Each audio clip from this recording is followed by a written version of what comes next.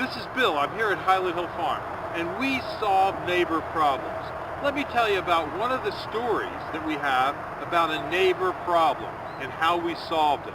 And you're not going to believe this, but I am not a fiction teller. I'm telling you a real, true story about neighbors that don't like each other. Here's what happened. A guy shows up in our yard and he says, I need some big hemlocks. And I said, okay, we have them. I take him out and I show him some in the field, and he likes them and he tags them. He says he wants big 10 to 12 foot hemlocks. I said, how many do you want? He says, I'm going to tag 10. I said, okay. He says, how much are they installed? I said, $600 a piece. He says, that's fine. He says, but they don't have to live. I said, well, what do you mean they don't have to live? And he says, well, the world's going to end in 2012. They just have to live a couple months. So I think, well, okay, we deal with all kinds of people. I can live with that. He said he needed a tree for in a shady location. Okay, I can deal with that. Hemlocks are good in shade. So I arranged to have the trees dug. He pays me $6,000 in cash green money, whips it out of his pocket. I think life doesn't get much better. So I tell my sons, okay, Saturday you're going to go down to this road down in the other end of Doylestown, and you're going to plant 10 hemlocks for a guy. So my boys dig the trees, and they put them on the truck, and on Saturday morning they take it down and they start to plant. I get this frantic call from my son, Jamie, who he likes everything to be perfect. He calls me up. He says, Pop, this guy's nuts. I said, don't worry about it. Just plant the trees. He says, no, you don't understand. This guy's nuts. He's putting a blue tarp on the trees. It's going to kill him.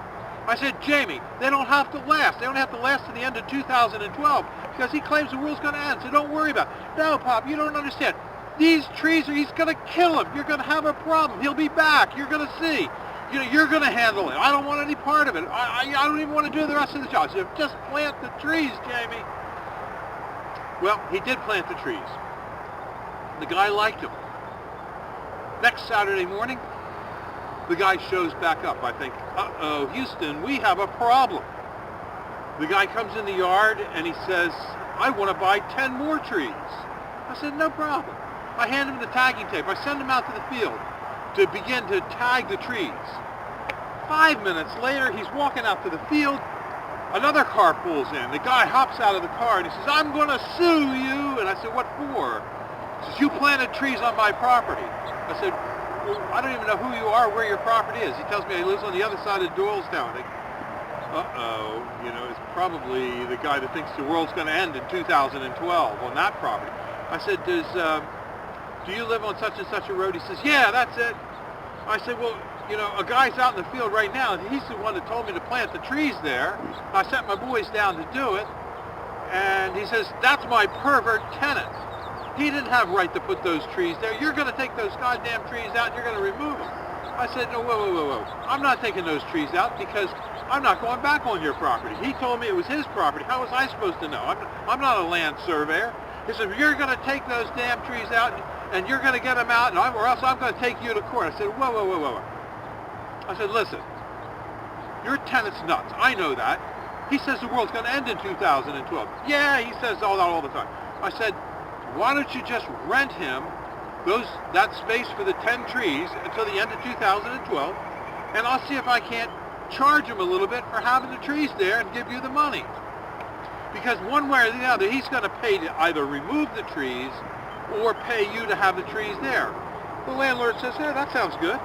So I said, well, I'll see what I can do. So I go over to this pervert. And I say to the pervert, I said, listen, your landlord's out there. He's mad at you. I mean, he wants me to remove those trees. And if I move those trees, it's going to cost you $1,000 just to have us do the labor of moving them out and taking them someplace else. I said, why don't you offer him $1,000 and see if he'll let you have the trees there to the end of 2012. Well, the pervert gets to thinking about it. He says, yeah, that sounds like a good idea. I said to him, well, why don't we do it this way? Why don't you offer him $1,000 to have those trees there to the end of 2012, and then if the landlord goes for that, I'll tell him, but you'll give him $2,000 if he can have 10 more. The pervert says, that's great. So the pervert hands me $2,000. It says, go make the deal. So I walk back over to the landlord and I said, Mr. Landlord, this guy's is nuts. I said, but He wants those trees in there bad, and he'd really like to have 10 more.